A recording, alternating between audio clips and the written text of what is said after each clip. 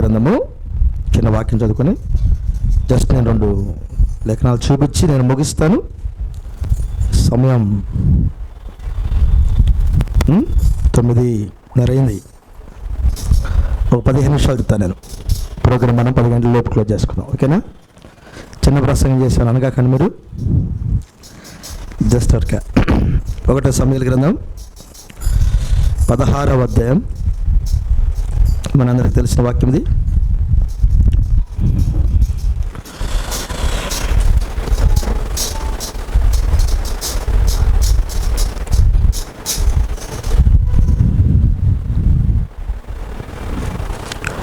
పన్నెండవ వాక్యం చదువుతున్నాం. 1 సమూయేలు గ్రంథం 16వ అధ్యాయం 12వ వాక్యం. అతడు వాని పిలువను నంపించి లోపలికి తోడుకొని వచ్చెను. అతడు ఎర్రనివాడును చక్కని నేత్రములు గలవాడును చూచుటకు సుందరమైన వాడునై ఉండెను.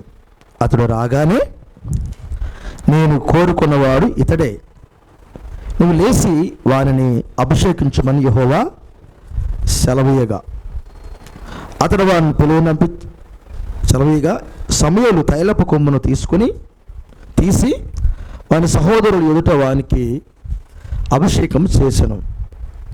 నాటి నుండి యెహోవా ఆత్మ దావీదు మీదకి బలముగా వచ్చెను. తర్వాత సమూయేలు లేచి రామాకు వెళ్ళిపోయాను. ఏమాన్ ప్రజలా, ఇంకొక వాక్యం కూడా చదువుదాం. ఇది మీకు కూడా అందరికీ బాగా తెలిసిన వాక్యం. ఇది కూడా లూకా రాసిన సువార్త 1:17 చదువుదాం. 1:17. మరియు అతడు తండ్రుల హృదయం పిల్లల తట్టునకును అవిధేయుల నీతిమంతుల జ్ఞానం అనుసరించక త్రిప్పి ప్రభు కొరకు ఆయత్తపడి ఉన్న ప్రజలను సిద్ధపరచుటకై ఏలి యొక్క ఆత్మయు శక్తియు గలవాడే ఆయనకు ముందుగా వెళ్ళును. కనుక నీకు సంతోషమును మహా ఆనందమును కలుగును. అతడు పుట్టినందున అనేకులు సంతోషింతురనెను. దేవుడి మాటలు మనకు కూడా దీవించుగాక. చిన్న ప్రార్థన చేస్తాను. నేను నమ్మదగిన యేసయ్య, మరొకసారి మీ పాదాల కాడ చేరి ఉన్నాం.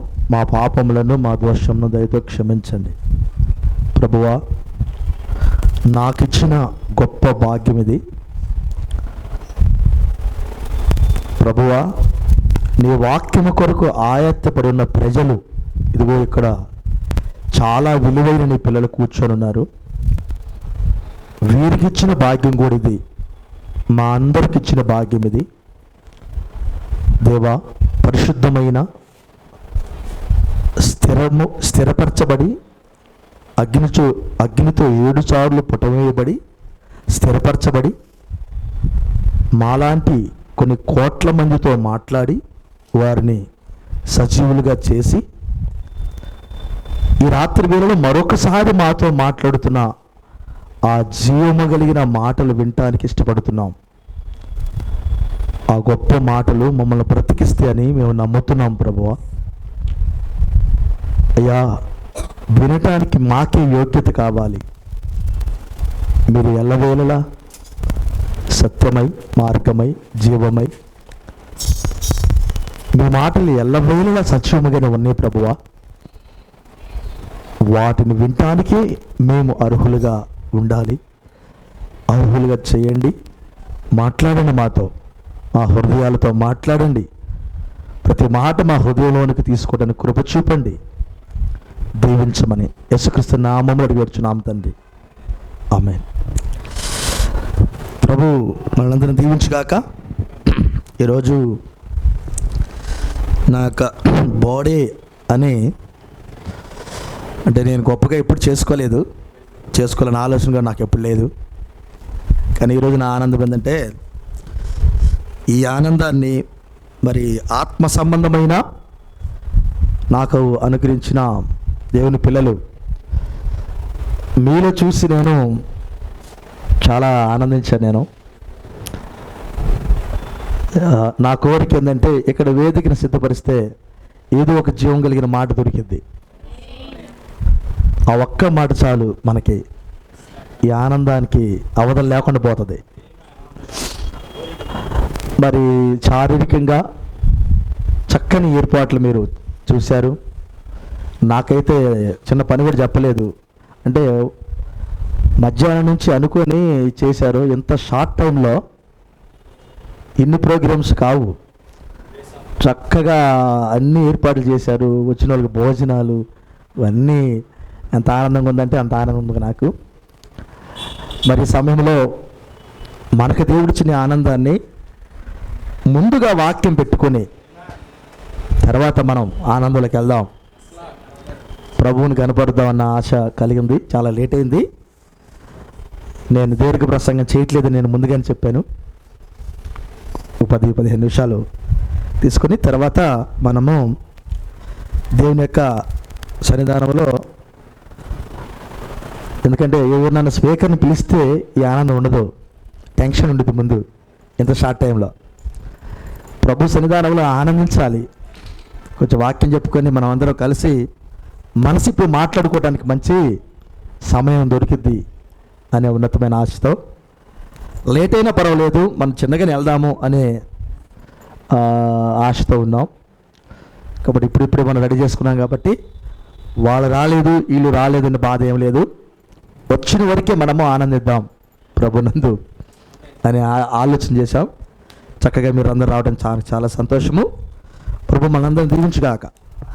ఏమాన్. చదవబడే లేఖన భాగంలో ఒక వాక్యాన్ని జస్ట్ మీ మనసులోకి తీసుకొచ్చి నేను ముగిస్తాను. మనందరికీ తెలిసిన ఒక వ్యక్తి దావీదు గారు. ఓకేనా? దావీదు గారు, ఈయన గారి యొక్క జీవితంలో జరిగినవన్నీ మనకి దరిదాపు తెలుసు. ఇంకొక వ్యక్తిని కూడా చదివించాం మనం, అతను యోహాన్ గారు. ఓకేనా? ఇంకొక వ్యక్తి యోహాన్ గారు, ఏలియా ఆత్మతో పుట్టిన యోహాన్ గారు. వాళ్ళ నాన్నగారితో ప్రభు వారు ఒక మాట అన్నారు, అది చాలా బాగుంది. ఆ మాట చదువుతాను. ఏమన్నాడంటే, మరియు అతడు తండ్రుల హృదయములను పిల్లల తట్టునకు త్రిప్పును, అవిధేయులను నీతిమంతుల జ్ఞానం అనుసరించుటకు త్రిప్పి, ప్రభువు కొరకు ఆయత్తపడి ఉన్న ప్రజలను సిద్ధపరచుటకై. ఎవరు ఈ ప్రభువు కొరకు ఆయత్తపడి ఉన్న ప్రజలు? ప్రతి కాలంలో వీళ్ళు ఉంటారా? ప్రభువు కొరకు ఆయత్తపడి ఉన్న ప్రజలను సిద్ధపరచుటకై. ఇక్కడే ఉన్నారు మీరు. ప్రభు కొరకు ఆయత్తపడి ఉన్నవారు ఎవరు? వారిని సిద్ధపరిచేదానికి యోహాను వచ్చాడు. అందరి కోసం కాదు కదా, అర్థమైంది మాట మీకు? ప్రభు కొరకు ఆయత్తపడి ఉన్న ప్రజలను సిద్ధపరచుటకు.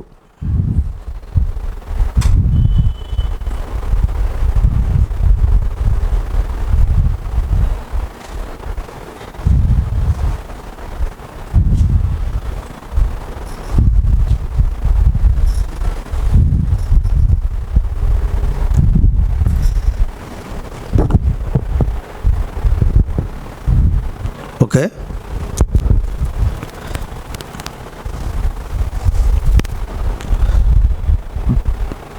దేవుని కొరకు రెడీగా ఉన్నవారు ఆ ప్రజలను సిద్ధపరిచేదానికై ఏలియా వస్తున్నాడు. అందుకు ఆయన ఏమన్నాడంటే, అతడు పుట్టినందున అనేకులు సంతోషింతురనెను. అతడు పుట్టినందున అనేకులు సంతోషింతురనెను. అంటే ఏలియా ఆత్మతో పుట్టిన యోహాను కొరకు ఎదురు చూసే వాళ్ళు ఉన్నారు, అంతేనా? ఏలియా కొరకు ఎదురు చూసే వాళ్ళు ఉన్నారు. వారెవరో మనకి అంటే ఆ సమయంలో పుట్టినప్పుడు ఎవరికి తెలియదు, కానీ ఎదురు చూసేవారైతే ఉన్నారు. నేను ఇలా అనుకుంటున్నాను, దావీదు పుట్టాడు, అబ్రహాం గారు పుట్టారు, తన వంశావళికి చాలామంది పుట్టారు, ప్రపంచాన్ని గడగడలాడించిన వారు. దానియేలు పుట్టాడు, అవునా? ప్రపంచంలో ఉన్నతమైన పనిచేసిన వారు. ఎడవనరా? ఎదురొస్తుందా? వారు అనేక మంది పుట్టారు, కానీ ఒక వ్యక్తి పుట్టుట ద్వారా ప్రత్యేకించి ప్రవక్తల గురించి మాట్లాడుతున్నాడు. అతడు పుట్టినందున అనేకులు సంతోషిస్తారు అన్నాడు. ఎవరు అంటే ఆయన కొరకు, ప్రభు కొరకు ఎదురు చూసేవారు ఉన్నారు, వారు సంతోషిస్తారు. ఎవరిని బట్టి? ఇదిగో ఈ పుట్టిన వ్యక్తిని బట్టి. ఇతనేం చేయబోతున్నాడు? ప్రభు కొరకు ఆయత్తబడి ఉన్న, లేకపోతే ప్రభు కొరకు ఎదురు చూస్తున్న పిల్లలను ప్రభువుకి కలుపుతాడు, అంటే ప్రభు దగ్గరికి తీసుకొస్తాడు. అందుకు వాళ్ళు సంతోషిస్తారు. ఇంతకీ ఇతను పుట్టిన వారి డ్యూటీ ఏంటి? అంటే పుట్టిన వ్యక్తి డ్యూటీ ఏంటి? అర్థమైంది ఈ మాట మీకు? మరోసారి చెప్తా. ఇతను ఎందుకు పుడుతున్నాడు అన్నాడు. ఇతను ఎందుకు పుడుతున్నాడు అన్నాడు? ప్రభు కొరకు ఆయత్తపడి ఉన్న వారిని సిద్ధపరిచేదానికి పుడుతున్నాడు. ప్రభు కొరకు ఆయత్తపడి ఉన్నవారు ఎవరు తెలియదు, కానీ భూమి మీద ఉన్నారు. ఇతడు పుట్టుడు ద్వారా వారు సంతోషిస్తారు. వాళ్ళు ఎక్కడున్నారో మనకు తెలియదు, కానీ ఇతడు పుడుతుందే వారి సంతోషం కొరకు. హల్లెలూయా. వాళ్ళు ఎక్కడున్నారో తెలియదు, కానీ ఇతను పుట్టి మారుమూల ప్రాంతాల్లో ఎక్కడ ఉన్నా ఇతను ఆకర్షిస్తాడు వారిని. అబ్బో, వాళ్ళు ఎక్కడున్నా ఇతను ఆకర్షిస్తాడు. కొంచెం లోపలికి వెళ్ళండి. ఏమన్నా ఇతడు పుట్టాడు. ఎవరు పుట్టినా కానీ ఎక్కడ మనము ఉయ్యాలేస్తాం, పాట పాడతాం, పెంచుతాం. అందరూ ఆటలాడతారు. తన్ను కోటాలు ఉంటాయి, గుద్దు కోటాలు ఉంటాయి, వాడు బలపం తీసుకోవటం ఉండేది, ఈడి పెన్సిల్ తీసుకోవటం ఉండేది. ఇవన్నీ స్కూల్లో ప్రతి ఒక్కరం చేసేది. మనం ఎవరు చేయని వాళ్ళు ఉండరు. దొంగతనం ఎవరు చెప్పరు, అమ్మలు చెప్పరు దొంగతనం చేయమని. పక్కోడి పెన్సిల్ తీసుకోరా, రబ్బర్ తీసుకురా ఎవరు చెప్పరు, కానీ తీసుకుంటాం. ఇదంతా జన్మలో పెరుగుతూ తప్పుడు ఇవన్నీ జరుగుతూ ఉంటాయి. వయసుకు వస్తాం ప్రజల, అప్పుడు బాధ్యతలు వస్తాయి. ఒక వయసు వచ్చినప్పుడు బాధ్యతలు వస్తాయి. కానీ ఒక వ్యక్తి దేవుడు పనిచేయటానికి రంగం మీదకి వచ్చేటప్పుడు అప్పుడు దేవుడే ఆ వ్యక్తిని రంగం మీదకి తీసుకొస్తాడు. ఎగ్జాంపుల్ మనకి దావీదు గారిని చెప్పాడు. ఇప్పుడు నాకు ఒక రాజు, నెక్స్ట్ రాజు కావాలన్నాడు. నెక్స్ట్ రాజు కావాలి నాకు, సౌలు సరిపోడు అన్నాడు. ఎవరన్నాడు? యెషయా ఇంటికి వెళ్ళన్నాడు. ఆయనకి 7 కొడుకులు ఉన్నారా అన్నాడు. సరే వెళ్ళన్నాడు. లిస్ట్ చూసుకుంటూ వచ్చాడు. పెద్దవాడి కానించి చూస్తే ఇతడు కాదు అని పక్కకి నెట్టాడు. ప్రవక్త సమూయేలు గారితో మాట్లాడుతున్నాడు. ఇతను కాదు అంటున్నాడు. ఇంకెవరైనా ఉన్నారా అన్నప్పుడు ఆఖరివాడు ఉన్నాడు. అతను వస్తాడు. సరే వచ్చాడు. ఆయన ఆఖరివాడు వచ్చాడు. ముందుగా ఆయన అంటున్నాడు, పైవేషం చూస్తున్నావు జాగ్రత్త, పైవేషం చూడగాక, పైవేషం చూస్తున్నావు జాగ్రత్త, చర్చిలు చూస్తున్నావు చాలామంది జాగ్రత్త, చర్చిలు చూస్తున్నావు నువ్వు, అదిగా చూసే విధానం. బిల్డింగ్లు చూస్తున్నావు జాగ్రత్త, బిల్డింగ్లు కాదు, ఒక మంచి సదవరిని చూస్తున్నావు, కాదు సదవరి కాదు నీకు కావాల్సింది. చక్కగా మాట్లాడగలిగిన, వల్లించగలిగిన, తెలుగుని ఇంగ్లీష్ లాగా మాట్లాడే వాళ్ళు కావాలి నీకు, అవి చూస్తున్నావు జాగ్రత్త. పౌలు అన్నాడు, వాక్చాతుర్యం కలిగిన వారు దేవుడికి అవసరము లేదన్నాడు. సరే నన్ను ఎవరిని చూడమంటావు అన్నాడు. నువ్వు అంతరంగాన్ని చూడన్నాడు. ఏం చూడాలి? అంతరంగాన్ని చూడన్నాడు. అంతరంగం చూసేటప్పుడు ఆయన అన్నాడు, ప్రవక్త అన్నాడు, అంతరంగాన్ని చూడన్నాడు. ఏమాన్ హల్లెలూయా. అంతరంగాన్ని చూడన్నప్పుడు సమూయేలు గారు అంతరంగాన్ని చూసే కళ్ళున్నాయి ఆయనకి. ఎవరికి? సమూయేలు గారికి అంతరంగాన్ని చూసే కళ్ళున్నాయి. ఇప్పుడు సమూయేలు గారు అంతరంగం దగ్గరికి వెళ్ళిపోయాడు. కనిపెట్టుకొని చూస్తున్నాడు. దావీదు వచ్చేసాడు. రాగానే అంటున్నాడు, ఇతడే నేను ఎన్నుకున్న వ్యక్తి అన్నాడు. ఇతడే నేను ఎన్నుకున్న వ్యక్తి అన్నాడు. ఓకే, నా డ్యూటీ ఏంది ప్రభు అన్నాడు. అతను నెత్తిన నూనె పోయి అన్నాడు. ఏం పోయాలి? నూనె పోసి అభిషేకించు అన్నాడు. నిజమేనా? తర్వాత ఏం జరిగిందో చెప్పబోతున్నాం. నూనె పోసి అభిషేకించు అన్నాడు. ఆయన నూనె పోసాడు, అభిషేకించేశాడు. నూనె పోసి అభిషేకించాడు. వాస్తవానికి దావీదు అంటే ప్రియమైనవాడు, దేవునికి ప్రియమైనవాడు. గ్లోరీ. ఈయన బెత్లెహేములో పుట్టినవాడు, యెరూషలేములో రాజరికం చేసినవాడు. ఇతరుకున్న గొప్పతనం ఏంటంటే పుట్టిందే బెత్లెహేములో, రొట్టెల గృహంలో పుట్టాడు. పెరిగిందేమో దేవుని ఇంట్లో. యెరూషలేము అనగా దేవుని ఇల్లు. పెరిగిందేమో రాజరికం చేసింది, అన్ని పనులు చేసింది దేవుని ఇంట్లో. ఏమాన్? పుట్టింది అక్కడ రొట్టెల గృహంలో, బెత్లెహేములో పుట్టాడు. సారవంతమైన భూభాగంలో పుట్టాడు. పెరిగి యుద్ధాలు చేసి ప్రేమించి హల్లెలూయా షాలేం రాజు అని ఒక ఆయన ఉన్నాడు. సిరకలూరుపేటలో షాలేం రాజు కాదు, హల్లెలూయా. సిరకలూరుపేటలో షాలేం రాజు ఉన్నాడు, ఆయన కాదు.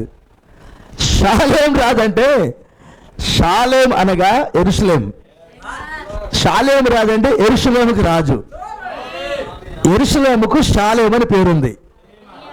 యెరూషలేం పేరును ఇంతకు ముందుకు దాన్ని షాలేం అంటారు. ఆ యెరూషలేముకి రాజు ఎవరంటే ప్రభు అయిన యేసుక్రీస్తు. కానీ ఆ యెరూషలేముకి ఒక మంచి రాజు ఉన్నాడని భూమి మీద ఒకే ఒక వ్యక్తికి పేరుంది. ఆ వ్యక్తి ఎవరంటే దావీదు. వాస్తవానికి యెరూషలేముకి రాజు యేసు ప్రభు వారే.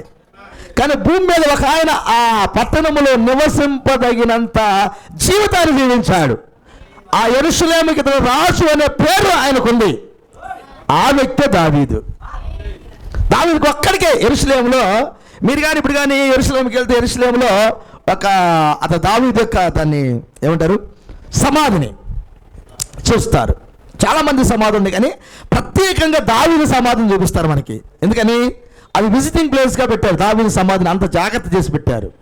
ఎందుకంటే ఈ యెరూషలేము యొక్క గొప్పతనాన్ని ఎన్నడూ ఓడిపోకుండా యుద్ధాలు చేసిన వాడు ఆయన. నేను రాత్రిలో నిన్న ఆలోచన చేస్తున్నాను, జెలెన్స్కీ గురించి ఆలోచన చేస్తాను. అసలు జెలెన్స్కీ బ్లడ్లో ఏందంటారు, తన బ్లడ్ అసలు రాజీ పట్టలేదు. అర్థమైందా? అతను యోధుడు. అసలు ఏం ఆలోచన చేశాడు జెలెన్స్కీ? వాళ్ళ తాత దావీదు అభిషేకం ఏమైనా వచ్చింది ఆ మీదకి అన్నట్టు ఆలోచన చేసి కూర్చొని నేను, జెలెన్స్కీ ఎందుకు అంతగా ఏం ఆయుధాలు లేకుండా చిన్న దేశం రష్యా మీద పెట్టుకోవటం? ఆయన చిన్నోడా? అది అనకొండ. ఏం కొండది? అది అనకొండ. అది అనకొండతో చిన్న చిన్న కప్ప పిల్లలు, చిన్న చిన్న బాంబు పిల్లలు పెట్టుకుంటే అనకొండతో అమాంతంగా మింగిపోరేసిద్ది అది.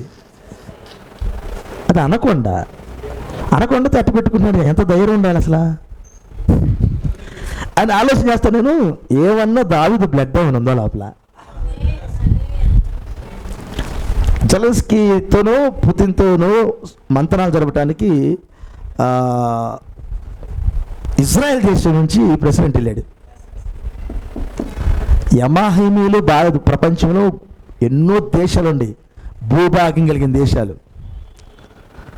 ఆఫ్టర్ గుంటూరు జిల్లా అంత లేని భూభాగం కలిగిన ఇజ్రాయేలీలు పోయి మంతనాల్లో నేను కూడా కూర్చుంటానన్నాడు. ఈయనకి ఇంత ధైర్యము, ఇంత సహజము, ఇంత మంతనాలు మధ్యవర్తి చేయడానికి వెళ్తున్నాడు అన్నాడంటే అసలు ఇతని దగ్గర స్కెచ్ ఏముంది? అసలు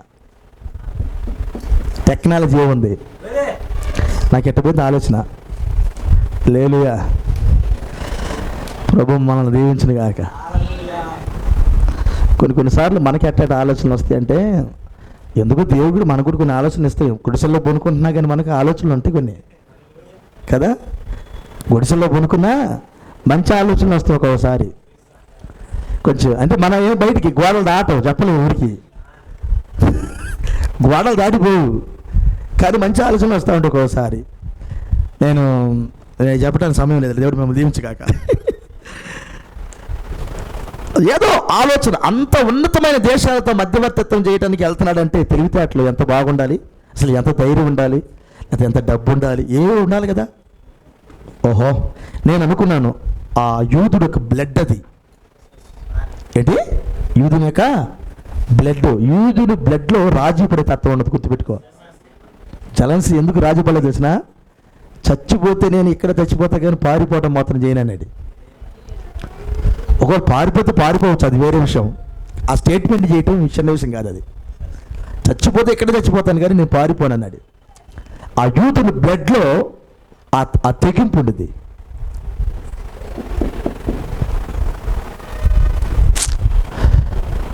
ప్రకటన గ్రంథంలో మనం దాని గురించి చాలాసార్లు విన్నాం.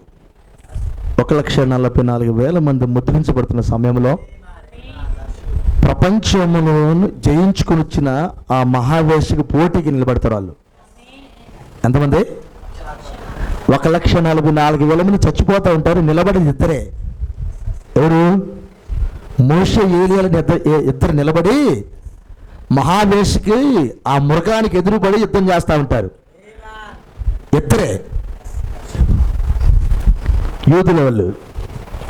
మృగమైన మహావేశ రోమన్ క్యాథలిక్ పోపుకు ఢీకొని ఇద్దరే ఉంటారు. ప్రపంచం మొత్తం ఒక ధోరణి ఉండేది అప్పుడు. అలాంటి యుద్ధం ముందు జరగబోతుంది ప్రజలా. దానికి ముందుగా మరి ఒక యూదుడు యొక్క తెగింపు ఎలా ఉంటుందో చూపిస్తున్నాడు దేవుడు. ఇప్పుడు ఒక యూదుడు, బైబిల్ చరిత్రలో యూదుడు గొప్పతనం బైబిల్ చదివే వాళ్ళకే తెలిసింది. కానీ ఈరోజు దేవుడు చూపిస్తున్నాడు యూదుడు యొక్క గొప్పతనం ఎట్టుండితో చూపిస్తున్నాడు. ఆలోచించాల్సిన విషయం ఏదో, జెలెన్స్కీ గురించి ఆలోచించాల్సిన విషయమే. ఎందుకంటే దేవుడు యొక్క ప్లాన్లో ఇప్పుడు ఎత్తబడే ముందుగా, మూడో ప్రపంచ యుద్ధానికి వెళ్ళే ముందుగా ఒక యూదుడితో ఒక ప్రపంచ నియంత, అన్ని హంగులు కలిగిన వ్యక్తి ఢీకొంటాం అనే చిన్న విషయమో కాదు ప్రజలా. సరే, నేనేం చెప్పబోతున్నంటే, ఒక వ్యక్తి పుట్టినందున అనేకులు సంతోషిస్తారు. ఈ మాట లోపలికి బానండి, నేను ముగించబోతున్నాను. ఒక వ్యక్తి పుట్టినందున అనేకులు ఎవరు సంతోషిస్తారంటే, ప్రభు కొరకు ఆయత్తపడి ఉన్నవారు సంతోషిస్తారట. ఎవరు? ప్రభు కొరకు సిద్ధపడి ఉన్నవారు సంతోషిస్తారు. ఒకవేళ సిద్ధపడి ఉన్నారనుకో, వారు ఈ వ్యక్తి కొరకు ఎలా చూస్తూ ఉంటారు? ఏవా? ఫర్ ఎగ్జాంపుల్, నరసరావుపేటలో ప్రభు కొరకు సిద్ధపడి ఉన్నవారు ఉన్నారు. ఆ సిద్ధపడిన వారి దగ్గరికి ఒక వ్యక్తిని దేవుడు పంపాలి. ఆ వ్యక్తి కొరకు వాళ్ళు చూస్తూ ఉంటారు. ఆ వ్యక్తి స్వరం కొరకు చూస్తూ ఉంటారు. అదే ఆయన చెప్తుంది అక్కడ. యెరూషలేములో అనేక మంది ఉన్నారు, కానీ ప్రభు కొరకు సిద్ధపడిన వారు ఉన్నారు. ఆ ప్రభు కొరకు సిద్ధపడిన వారి దగ్గరికి యోహాను యొక్క స్వరం వెళ్ళాలి. అందుకని ప్రభు ఏమంటే, ఇతడు పుట్టిన ద్వారా అనేకులు సంతోషిస్తారు, మరి ముఖ్యంగా ప్రభు కొరకు ఎదురు చూస్తున్నవారు. నేనేమంటానంటే, యోహాను కాలంలోనేనా అది? కాదు, ప్రతి కాలంలో. అంతేనా? ప్రతి కాలంలో ప్రభు కొరకు ఎదురు చూసేవారు ఉన్నారు. ఏమాన్? ఇప్పుడు దావీదు కాలం ఉంది. దావీదుని ఎన్నుకున్నాడు, దావీదుని అభిషేకించమన్నాడు, అభిషేకించాడు. వెంటనే రాజుకాల నువ్వు అభిషేకించాలమన్నాడు, అభిషేకించాడు, వెళ్ళిపోయాడు. కొన్ని సంవత్సరాల తర్వాత చనిపోయాడు. ఎవరు? సమూయేలు గారు చనిపోయారు. ఎడారిలో ఉన్నప్పుడే సమూయేలు గారు సమాధి కార్యక్రమానికి వచ్చాడు దావీదు. తదుపరి అతను రాజరికానికి వస్తున్నాడు. రాజరికానికి వచ్చాడు. సువర్ణ అక్షరాలతో ఇక చరిత్రను రాసే పనిలో ఉన్నాడు దేవుడు. దావీదుని బట్టి అనేక మంది సంతోషించేదానికి రెడీ చేశాడు. 75 కీర్తనలు రాశాడు దావీదు. తన జీవితంలో ఎన్నో యుద్ధాలు చేశాడు. ఒక్క యుద్ధంలో ఓడిపోవడం దావీదుకి తెలియదు. ఓటమి లేని వ్యక్తిగా దావీదుని పెట్టాడు. ఎవరో పోరాడే వారికి అతను పరిపూర్ణమైన మాదిరిగా ఉండటానికి దావీదుని పెట్టాడు. హల్లెలూయా! దావీదు కాలంలో శరీర సంబంధమైన యుద్ధం ఉంది, మన కాలంలో ఆత్మ సంబంధమైన యుద్ధం ఉంది. దావీదు ఏ యుద్ధంలో ఓడిపోవడం తెలియదు. యుద్ధం అంటే అతను ఓటమిని ఎన్నడూ చూడలేదు, ఓటమిని ఆయన అంగీకరించలేదు. హల్లెలూయా. ప్రొక్త మాట చెప్పాడు మెసేజ్లో, అది మోషేని కూర్చున్న బోధన. ఒక మెసేజ్లో అంటాడు, ఏం చెప్తాడంటే, ఇశ్రాయేలు యొక్క తల్లిదండ్రులు వాళ్ళ పిల్లలు పుట్టిన తర్వాత, పిల్లలు పెరిగేటప్పుడు వాళ్ళ చరిత్రలో దేవుడు వాళ్ళకి ఏం చేశాడో ఆ పాఠాలన్నీ చిన్నప్పుడు నేర్పుతూ ఉంటారట. మనం చోళ పాటలు పాడేటప్పుడు పిచ్చోళ్ళ గురించి, అటు పిచ్చోడు వస్తాడు, ఈడొస్తాడు అని చెబుతూ ఉంటాం కదా. పిల్లలకి వాళ్ళ విశ్వాస వీరుల గురించి మాట్లాడుతూ ఉంటారట. ఇంట్లో కూర్చున్నప్పుడు పిల్లలతో మాట్లాడుతున్నప్పుడు, మన పితరులు ఎలాంటి వాడు, దావీదు ఎలాంటి వాడు, యెహోషువ ఎలాంటి వాడు, మోషే గారు ఎలాంటి వాడు, శత్రువుని ఎలా జయించారు అనే పిల్లలకి వారు ఆ కథలన్నీ చిన్నప్పటి నుంచే వాళ్ళు ఖాళీగా ఉంటే ఇయే చెప్తారట. అందులో నాటకీయం చెబుతాడు. ఒక దాంట్లో మెసేజ్లో ఏం చెబుతారంటే, అడుగుతూ ఉంటారంట, మమ్మీ మమ్మీ మమ్మీ నువ్వు ఇలా చెప్పావు కదా, మరి సంసోన్ గారి గురించి ఇలా చెప్పావు కదా, నువ్వు సంసోన్కి అట్లా మేలు చేశానని చెప్పావు కదా, మరి దేవుడు మన కూడా ఏమైనా మేలు చేస్తాడా, నీటిని ఓటని తీల్చావు కదా, మరి యెహోషువ గారు వెళ్తుంటే యుద్ధం అంటే సూర్యుడు ఆగా అని చెప్పావు, చంద్రుడు ఆగా అని చెప్పావు, అట్లాంటి మనకేమైనా జరుగుతాయా? మమ్మీ ఖచ్చితంగా జరుగుతాయి నాన్న. వాళ్ళ తల్లిదండ్రులు వాళ్ళ పిల్లలకి నేర్పిన విశ్వాసపు పాఠాలై ఆ రీతిగా వారు మాట్లాడుకునే సమయంలో విశ్వాస వీరుల గురించి మాట్లాడతారు. ఒకవేళ యుద్ధం గురించి మాట్లాడాల్సి వస్తే మనకు ఒక రాజు ఉన్నాడు, ఏ యుద్ధములో ఓడిపోలా, ఏ యుద్ధములో ఓడిపోలా, అతడు దావీదు.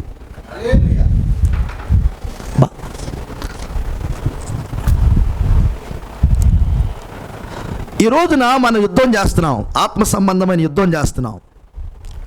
ఇక్కడ కూర్చున్న మీ అందరికీ యుద్ధం గురించి అర్థమైంది. శరీరం మీద దాడి ఎలా జరుగుతుందో, మీకు ఆత్మ మీద దాడి ఎలా జరుగుతుందో, ప్రాణము మీద దాడి ఎలా జరుగుతుందో, కుటుంబాల్లో దాడి ఎలా జరుగుతుందో, విశ్వాసం కాపాడుకునే దానికి ఎంత దాడి జరుగుతుందో, వాక్యం కోరిక నిలబడటానికి ఎంత దాడి జరుగుతుందో మీ అందరికీ తెలిసి ఇక్కడ ఉన్న వాళ్ళకి అది ఒక గొప్ప యుద్ధం. అది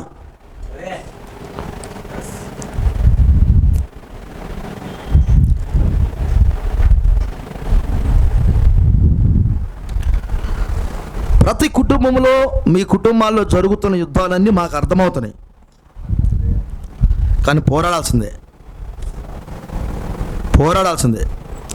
విశ్వాసం విషయంలో ఎన్నడను కూడా మనము వెనక్కి తగ్గకూడదు. పోరాడేదానికి మనకంటే ముందు పుట్టి పెరిగి ప్రభు కొరకు జీవించిన విశ్వాస యోధులను గురించి మనము జ్ఞాపకం చేసుకున్నప్పుడు మనకు విశ్వాసం పెరిగిద్ది. అందుకే ఆయన ఏమిటంటే, అతడు పుట్టినందున అనేకులు సంతోషిస్తారన్నాడు. దీని గొప్పతనం ఏందో తెలిసినా, పుట్టినప్పుడే కాదు, పుట్టి 70 సంవత్సరాలు బతుకుతాం, చచ్చిపోతాం నర్సరాపేటలో. ఆ తర్వాత మనం కనపడం కదా. అలా యేసు ప్రభు వారు 70 సంవత్సరాల దాకా అయినా అందరు సంతోషిస్తారు, ఆ తర్వాత మాయమైపోతాడు అని చెప్పలేదు. అతడు పుట్టినందున అనేకులు సంతోషిస్తారు. ఎప్పుడు దాకా అది క్రైస్తవ్యం. దావీదు పుట్టి కొన్ని వేల సంవత్సరాలు, అబ్రహాం గారు పుట్టి కొన్ని వేల సంవత్సరాలు, మోషే గారు పుట్టి వేల సంవత్సరాలు, ఎరుకో గోడను కూల్చి వేల సంవత్సరాలు, ఇప్పటికీ అనేకులు సంతోషిస్తున్నారు. ఈ రోజు కూడా ప్రపంచం అంతా సంతోషిస్తా ఉన్న వాళ్ళని బట్టి, మరి నన్ను బట్టి మనం పుడితే ఆనందం ఎంతవరకు ఉండిదిగా. అనేకులు ఎంత నర్సరాపేటలో ఉన్న వారు ఎందరైతే యేసుక్రీస్తులో ఉన్నారో వారందరూ బయటికి వచ్చిందాక నరసరాపేట పరిసర ప్రాంతాల్లో ఉన్న వారందరూ ప్రభువు దగ్గరికి వచ్చేదానికి ముందుగా ఏర్పాటు చేయబడిన వారు ఎవరైతే పుట్టారు, ఇక్కడ ఎవరైతే పుట్టి భూమి మీద ఉన్నారో వారి జీవితం యొక్క సాక్ష్యాలు, వారి యొక్క జీవిత ప్రభావము రాబోతున్న వారి మీద తప్పక పడాలి. దానికే దేవుడు నిన్ను ముందుగా పుట్టించాడు. అర్థమైందా? నువ్వు ఏ ప్రాంతంలో ఉంటున్నావో ఆ ప్రాంతంలో ఉన్న వారికి దేవుని ప్రభావాన్ని అందించేదానికే దేవుడు నిన్ను ముందుగా పుట్టించాడు. అతను పుట్టినందున అనేకులు సంతోషిస్తారు అనే మాట ఎందుకు వాడాడంటే దేవుడు, ఇప్పుడు ప్రవక్త ఆయన ఎవరు, యోహాను గారు ప్రవక్త, అతను పుడితేనే సంతోషం అన్నాడు. ఆయన తర్వాత యేసు ప్రభువారు పుట్టారు, ఆయన పుడితే అనేకులు సంతోషిస్తారన్నాడు. ఆ తర్వాత పౌలు పుట్టాడుగా పౌలు, అతను పుట్టుడు ద్వారా అనేకులు సంతోషించారు. ఆయనకి ఏకంగా అన్నాడు, ఇతడు రాజులు ఎదుట అధికారులు ఎదుట ఏ రీతిగా సాక్ష్యం ఇవ్వాలో, నా నామము నిమిత్తం ఎన్ని బాధలు భరించాలో అతడుకు నేను నేర్పుతాను, అతడికి నేను చూపిస్తాను, నీ డ్యూటీ నువ్వు చేసేళ్ళు అననయ్యా అన్నాడు. ఆ తర్వాత ఆయన రంగం మీదకి వెళ్ళాడు. ఎవరు? పౌలు గారు. ఎంతమందికి అతడు పుట్టుడు ద్వారా దేవుని వచ్చింది చెప్పండి. ఇప్పుడు పౌలు పుట్టుడు ద్వారా ఎంతమందికి దేవుని వచ్చింది? ఈ రోజున ఎంత స్కాలర్ అంటే బైబిల్లో పిహెచ్డి చేశాను, బైబిల్లో థియాలజీ చేశాను, బైబిల్ పండితుణ్ణి అనేవాడు ఎవరి గురించి మాట్లాడతారో తెలిసిన? పౌలు గురించే మాట్లాడాలి. పౌలు యొక్క సంఘ క్రమమే మాట్లాడాలి, పౌలు ఎత్తబాటే మాట్లాడాలి, పౌలు అభిషేకం గురించే మాట్లాడాలి, పౌలు సేవ గురించే మాట్లాడాలి. నువ్వు చర్చి కట్టాలన్నా, అభిషేకించాలన్నా, సేవకు పంపాలన్నా, అసలు ఏది చేయాలన్నా పౌలు ఏం మాట్లాడి అదే మాట్లాడాలి. ఈ ప్రపంచాన్ని గడగడలాడించిన విలియం మ్యారియన్ బ్రహ్నాం గారు ఏమన్నాడు తెలిసిన? పౌలు ఏది మాట్లాడాడు అదే మాట్లాడాను. పౌలు ఏది చెప్పాడదే మాట్లాడా నేను. ఎవడైనా కానీ ఆడాలనుకుంటే పౌలుకి ఏమీ ఆడమన్నాడు. నువ్వు ఏదైనా ఆట ఆడాలనుకుంటే పౌలు ఆడిందే ఆడన్నాడు, అంతేగాని సొంత ఆటలు ఇవ్వన్నాడు. పౌలు ఏం గేమ్ ఆడాడో అదే గేమ్. ఇప్పుడు చెప్పండి, పౌలు పుట్టుడు ద్వారా ఎంతమంది సంతోషమైంది? ఏమాన్? ఇప్పుడు మనం పుట్టుడు ద్వారా ఎంతమందికి సంతోషం అవుద్ది? నా మాట లోపలికి వెళ్తుంది అనుకుంటున్నా. ఒకవేళ దేవుని జీవవాక్యముతో మీరు పుట్టినట్లయితే, నేను పుట్టినట్లయితే, మీరు పుట్టినట్లయితే, నా ద్వారా మీ ద్వారా రాబోతున్న వారికి సంతోషం ఇచ్చేదానికి దేవుడు ముందుగా రెడీ చేశాడు. అప్పుడు ప్రవక్త ఒక మెసేజ్లు అన్నాడు, ఒక వ్యక్తికి సువార్త ఎవరైతే అందిస్తున్నారో ఆ సువార్త ఎవరికైతే అందిస్తాడో ఆ సువార్త అందిన వ్యక్తి మీద ఆ చెప్పిన వ్యక్తి పేరు ఉండుద్ది అన్నాడు ప్రవక్త. ఎట్లా? ఇప్పుడు పోయి నేను మా పాస్టర్ గారికి వర్తమానం చెప్పాను అనుకో, నా పేరు మా పాస్టర్ గారి మీద ఉండుద్ది అన్నాడు. వర్తమానం చెబుతుంది ఎవరు? నేను. తీసుకుంటుంది ఎవరు? మా పాస్టర్మా. నా పేరు, నేను ఈ జీవం గురించి ఆమెతో మాట్లాడినందుకు నా పేరు ఆమె మీద వ్రాయబడుతుంది అన్నాడు. ఇప్పుడు నేను మాట్లాడే వ్యక్తికి ఆ వ్యక్తి మీద పేరు రాస్తున్నాడంటే అసలు నేనేం కలిగి ఉన్నాను? జీవాన్ని కలిగి ఉన్నా. ఈ జీవాన్ని ఇతరులకు అందించేదానికి నేను ముందుగానే నియమించబడ్డా. ఆ జీవం గురించి సాక్ష్యం ఇవ్వడానికే పుట్టా. ఇప్పుడు పాస్టర్మ లాంటి వాళ్ళు అనేక మంది ఎదురు చూస్తున్నారు ఆ జీవం కొరకు. అర్థమైందా? ప్రభు కొరకు ఎదురు చూస్తున్నారు, జీవం కొరకు ఎదురు చూస్తున్నారు. ఆ జీవం కొరకు ఎదురు చూసే పిల్లల దగ్గరికి ఇదిగో ఈ పుట్టిన వ్యక్తిని తీసుకెళ్తాడు అక్కడికి, ఈ జీవం కలిగిన వ్యక్తిని తీసుకెళ్తాడు అక్కడికి. ఈమె మాట్లాడడం ద్వారా, ఇతను మాట్లాడడం ద్వారా వారు సంతోషిస్తారు. ఇప్పుడు చెప్పండి, యోహాను జీవంతో పుట్టాడు, దావీదు జీవంతో పుట్టాడు, అబ్రహాం జీవంతో పుట్టాడు, దానియేలు జీవంతో పుట్టాడు, ప్రవక్తలందరూ జీవంతో పుట్టారు, అపోస్తలు జీవంతో పుట్టారు. మనం ఎట్ట పుట్టాం? మనం ఎలా పుట్టాం? అంతే కదా. నువ్వు ఒకవేళ ఎలా వచ్చు, దావీదు గారు ఎన్నో యుద్ధాలు చేశారు, దానియేలు గారు బబులోను సామ్రాజ్యానికి వర్తమానం చెప్పాడు, ఎరుకో గోళ్ళ కూల్చాడు యెహోషువ గారు, ఐగుప్తు దేశాన్ని గడగడలాడించాడు మోషే గారు. ఓకే, ప్రపంచం మీద నేరస్థాపన చేశాడు నోవా గారు. హల్లెలూయా. ఇజ్రాయెల్ దేశానికి సవాల్ ఇస్తున్నాడు ఏలియా గారు. లోరీ, వీళ్ళంతా యోధాను యోధులు, వాళ్ళు యోధులు. సరైన ఇలాంటి వస్త్రాలు లేకుండా కూడా అడవుల్లో కూర్చొని బతికినోళ్ళు, ఆహారం లేకుండా బతికినోళ్ళు. కానీ ప్రవక్త అన్నాడు, వాళ్ళకైతే వస్త్రాలు లేవు, దేవుడు మనకు వస్త్రాలు ఇచ్చాడు, మంచి వస్త్రాలు ఇచ్చాడు, చక్కగా మనల్ని కనపరుస్తున్నాడు. వస్త్రాలు ప్రాముఖ్యం కాదన్నాడు ప్రవక్త.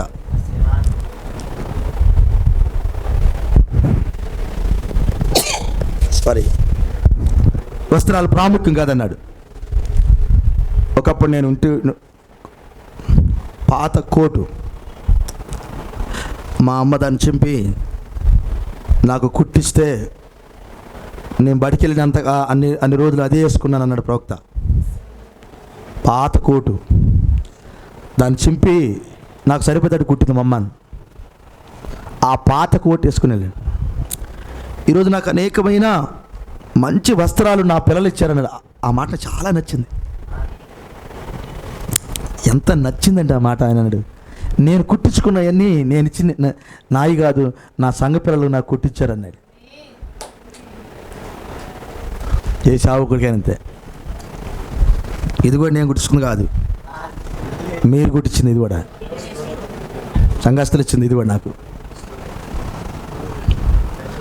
మీరు ఇచ్చిన, చాలామంది మీరు ఇస్తానే ఉన్నారు నాకు, అయ్యే కుట్టించుకుంటా ఉంటాను నేను. ఆ మాట, ఆ ప్రవక్త ఆ మాట అనేటప్పుడు ఆయన ప్రశ్న జవాబులు అనే వాటిలో దొరుకుతాయి మాటలు. ఆయన అన్నాడు, నేను వేసుకున్న బట్టలన్నీ నా సంఘ బిడ్డలు ఇచ్చినాయి, చక్కని వస్త్రాలు నాకు కుట్టిపెట్టారు అన్నాడు ప్రవక్త. అయ్యే వేసుకుని నేను తిరుగుతున్నాను. వస్త్రాలు ద్వారా ఏం కాదు. ఈరోజు మంచి వస్త్రాలు ఇచ్చాడు, వేసుకోమన్నాడు దేవుడు ప్రవక్త, నువ్వు వేసుకో. కానీ ఇది కాదు దేవుడు నేను చూస్తుంది, నీలో నుంచి జీవం తీసుకునే వాళ్ళు ఎవరో ఉన్నారు ఇక్కడ. అసలు నువ్వు పుట్టిందే వాళ్ళకి జీవాన్ని అందించడానికి. నేను ఇప్పుడు పెద్ద పెద్ద వాళ్ళ గురించి మాట్లాడాను. పెద్ద పెద్ద వాళ్ళు లక్షలకి కోట్ల మందికి ప్రకటించారు. మరి నీ సంగతి నా సంగతి ఏందన్నాడు. వాళ్ళు కోట్ల మందికి ప్రకటించారు కదా, దేశాలకు కదిలించారు కదా, అట్లయితే నీ సంగతి ఏందన్నాడు. నీ సంగతి ఏంటి? నేను అంట్లు తోముకుంటున్నాను, బట్టలు ఉతుక్కుంటున్నాను, నేను ఏదో చిన్న జాబ్ చేస్తున్నాను, నేను సరైన ఇల్లు లేదు, సరైన వసతులు లేవు, ఆహారం కూడా సరిగ్గా తింటలేదు, నేను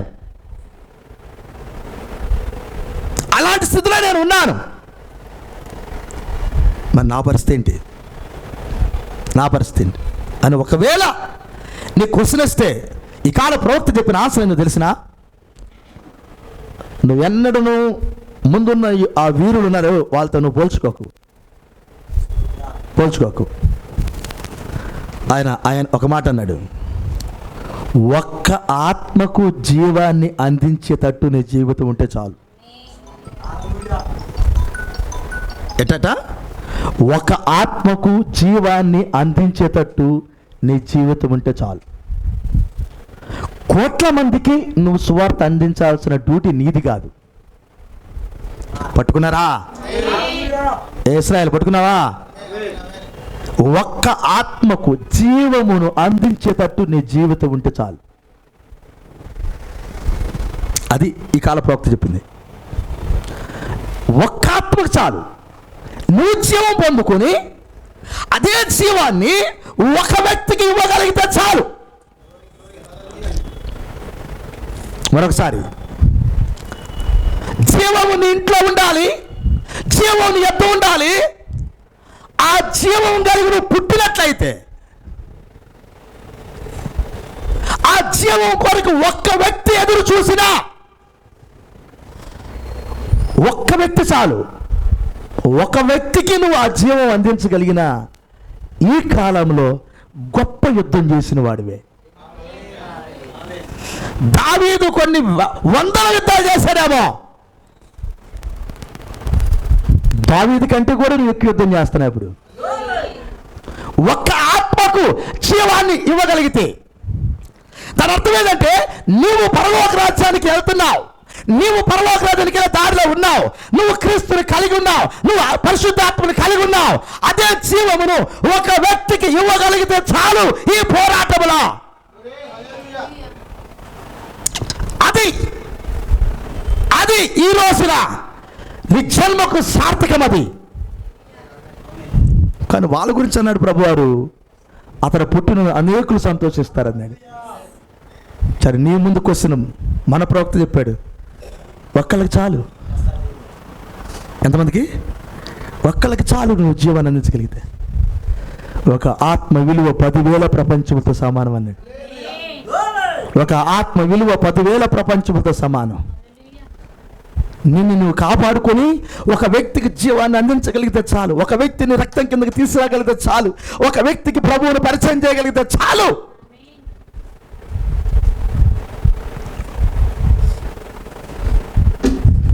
ప్రవక్త అంటాడు మెసేజ్లో, ఏమంటాడు తెలిసిన? అంటులు కొడుకున్న ఒక తల్లి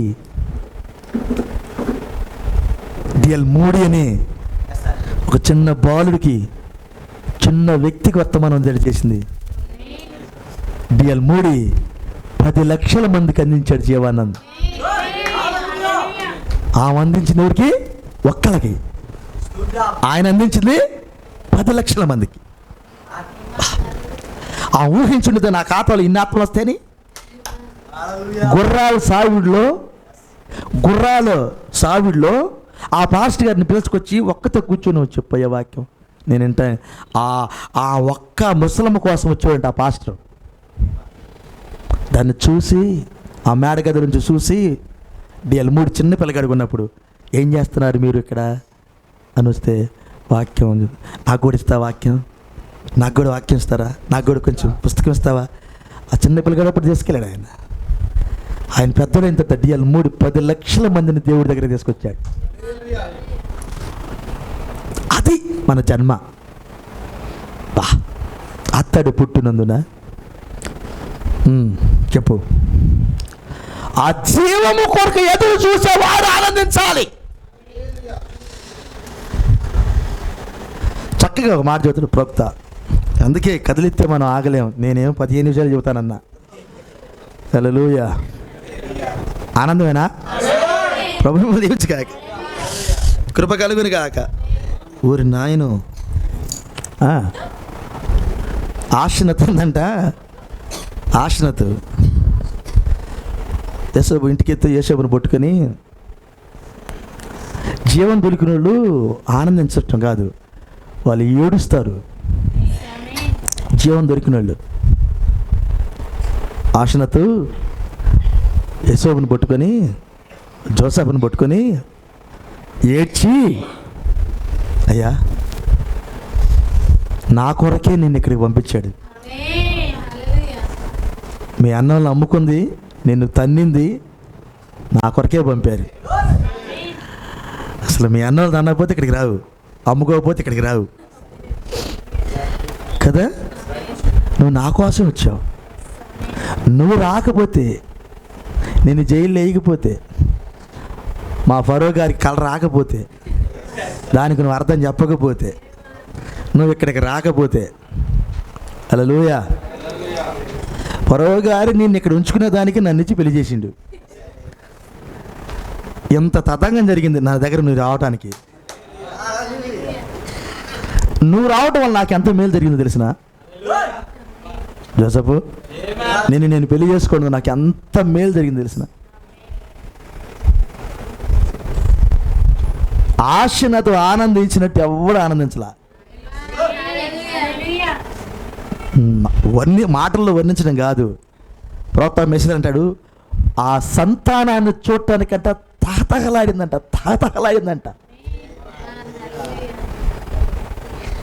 మా దేశంలో ఇలాంటి వాడు లేడు, ఎంత మంచివాడు లేడు, ఎంత యథార్థవంతుడు లేడు. మా దేశంలోనే ఎవడు లేడు. ఇక్కడ నువ్వు అక్కడే ఉన్నావు. ఇక్కడ మా దేశంలో ధనికులు ఉన్నారు, అందగత్తెలు ఉన్నారు. ప్రపంచంలో లేని అందగత్తెలు ఇక్కడ ఉన్నారు. ప్రపంచంలో ఉన్న మేధావులు ఇక్కడ ఉన్నారు. ప్రపంచంలో ఉన్న మంచి యుద్ధ నైపుణ్యత కలిగిన వాళ్ళు ఇక్కడ ఉన్నారు. కానీ నీలాంటి వాడు ఎవడు లేడు. ఫరోకి కళకు భావం చెప్పగలిగిన దేవుడు ఇక్కడ లేడు. ప్రభు మనకు దీవించుగాక. అలాంటి వ్యక్తి నన్ను పెళ్లి చేసుకోవటం, నేనెంత ధన్యురాల్ని.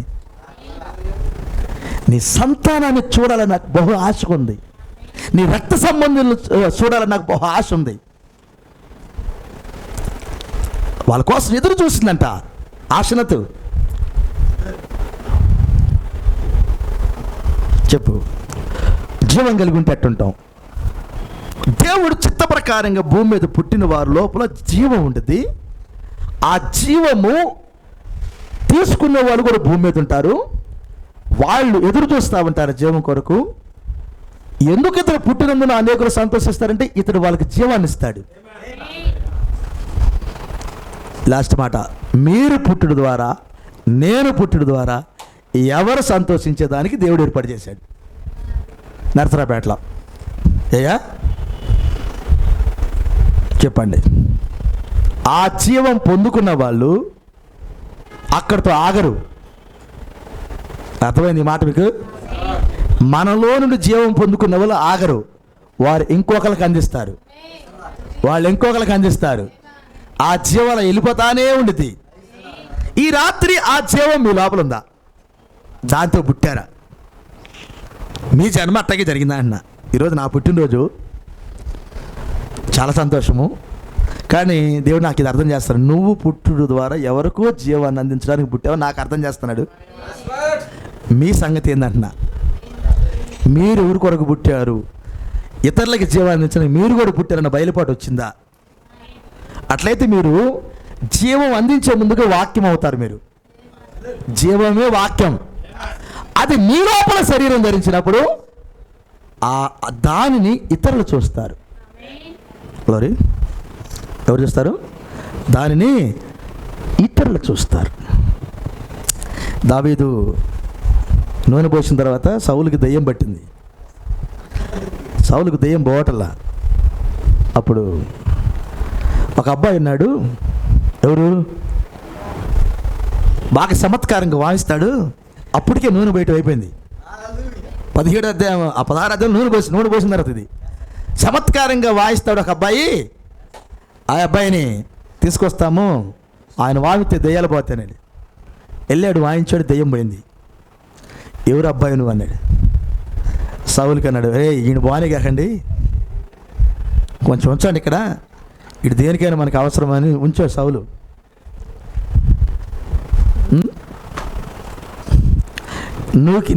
మీ జీవితంలో మీరు పుట్టక ఉండిపోయి దేవుడు ఆలోచనలు మీరుంటే, పుట్టిన తర్వాత దేవుడు మీకు జీవాన్ని అందించేదానికి రెడీ చేసినప్పుడు మీరు ఎంత బాగుంటారో తెలిసిన, ఎంత ఆనందంగా ఉంటారో తెలిసిన. ఇతరులకి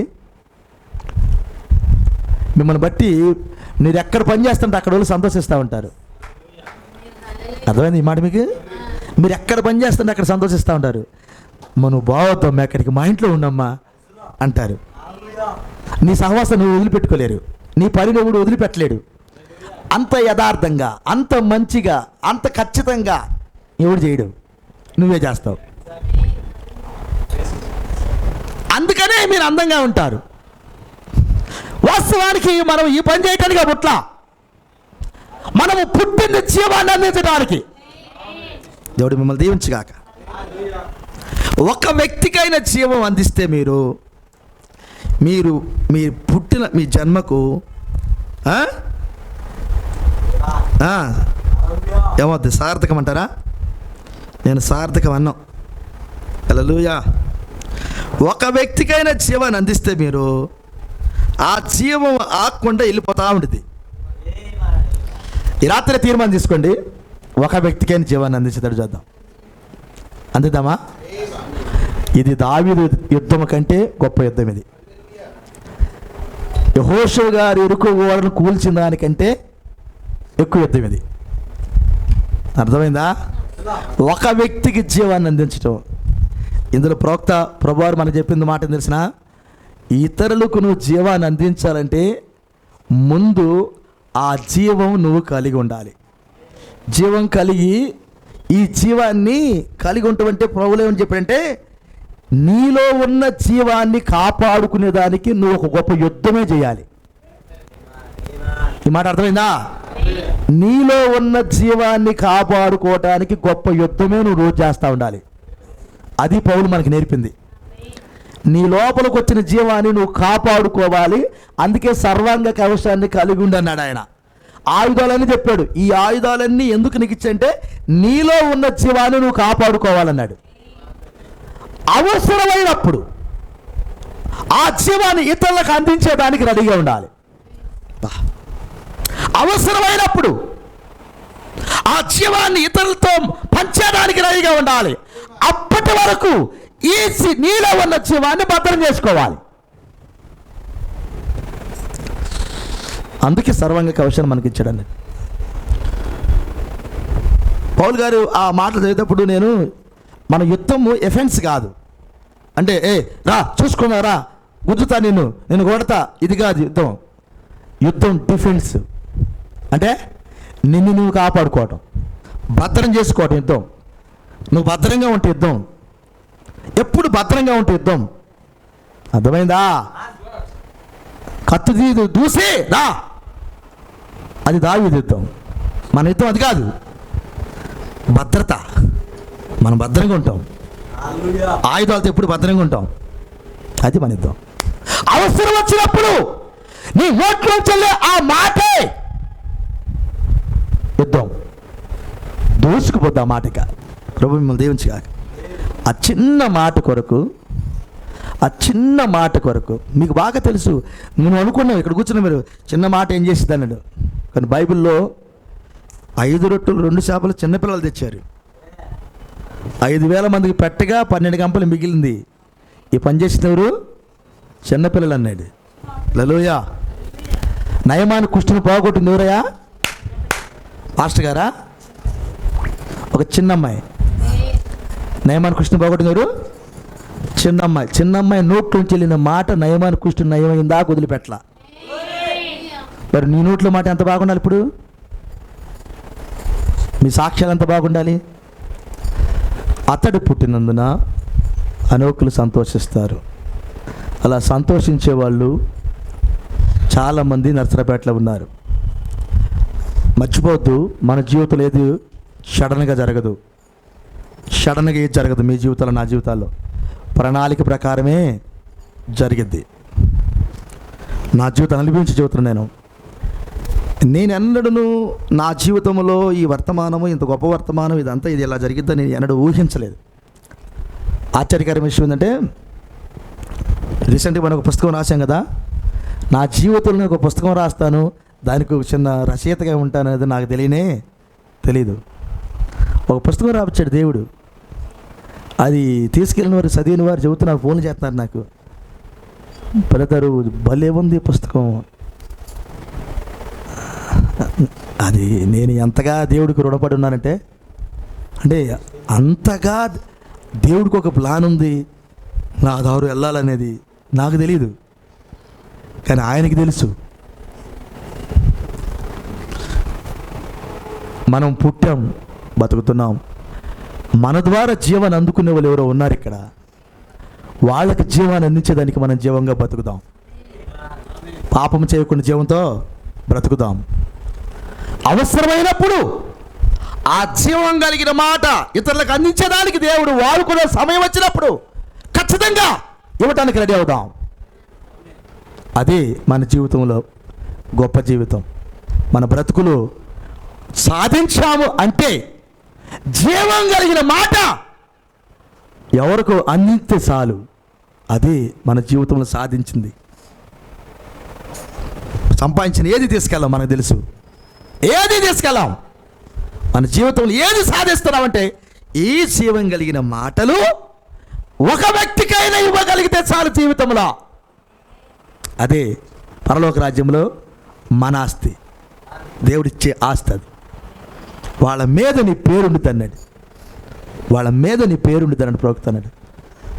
దానికే పుట్టాం, దానికే జీవితం. అలాంటి కృప దేవుడు మనకు దయచేయను కాక. తల వచ్చి ప్రార్థించేద్దాం. నమ్మదగిన యేసయ్యా, నీకు వందనాలు. మధురమైన నీ మాటలు దావీదు పుట్టుడు ద్వారా కొన్ని కోట్ల మందికి ఆనందం కలిగింది. అబ్రహాం గారు పుట్టుడు ద్వారా ఈ సృష్టిలో ఉన్న ప్రతి వ్యక్తికి ఆనందం కలిగింది. దానియేలు పుట్టుడు ద్వారా అవునయ్యా అనేక మందికి సంతోషం కలిగింది. ప్రభు అయిన యేసుక్రీస్తు నాథుడా, మీరు పుట్టుడు ద్వారా బ్రతికిన వారికి, చనిపోయిన వారికి మేలు కలిగింది. ఎవరు అలాంటి మేలు చేయలేదయ్యా. మీరు పుట్టుడు ద్వారా బ్రతికిన వారికి, చనిపోయిన వారికి మేలు చేయమరవని ఇతను అని ఆ రోజు ఆ బోయాజు గురించి పొగిడారు. నిజముగా అలాంటి మేలు చేసిన మా బోయాజు అయిన యేసుక్రీస్తు నాథుడా, ఎలా మరవగలము నీ మేలులను? ఏ రీతిగా మరిసిపోగలం నీ మేలులను? ఆ జీవము కలిగిన మాటలు ఇదిగో ఈ నరసరాపేట పట్టణంలో, పరిసర ప్రాంతాలలో ఎవరికో ఆయత్తమైన, సిద్ధపై ఉన్న, ఎదురు చూస్తున్న పిల్లలకు అందించడానికి మేము కూడా పుట్టామని మాకు అర్థమైంది. ఇక్కడ కూర్చున్న పిల్లలు, వారి పుట్టుక ద్వారా దీనికి ఒక ఉద్దేశం ఉన్నది.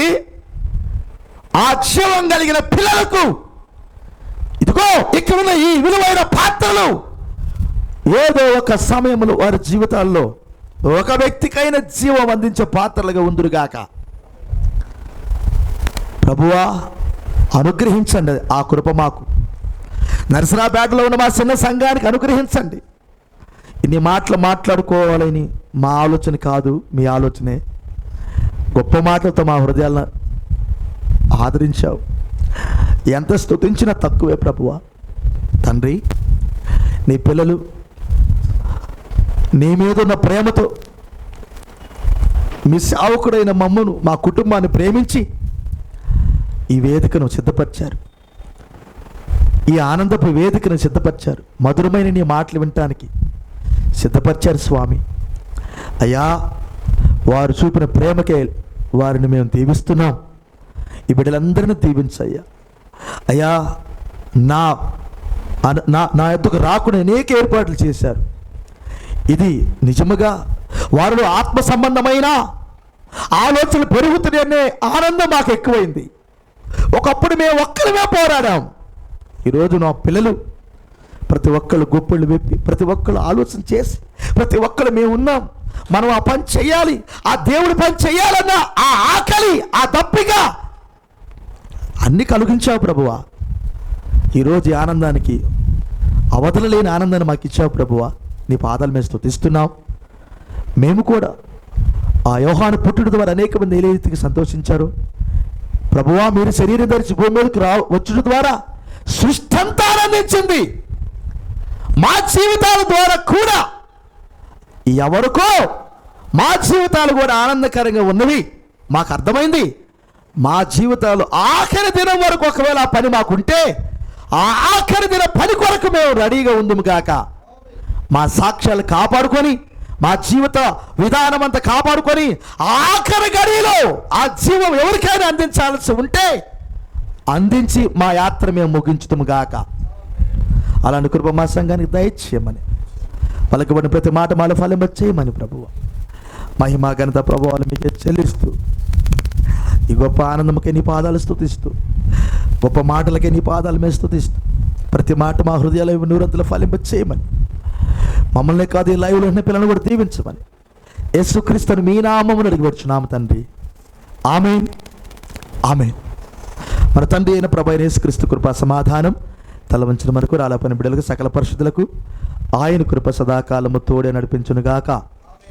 ఆమేన్. God bless you.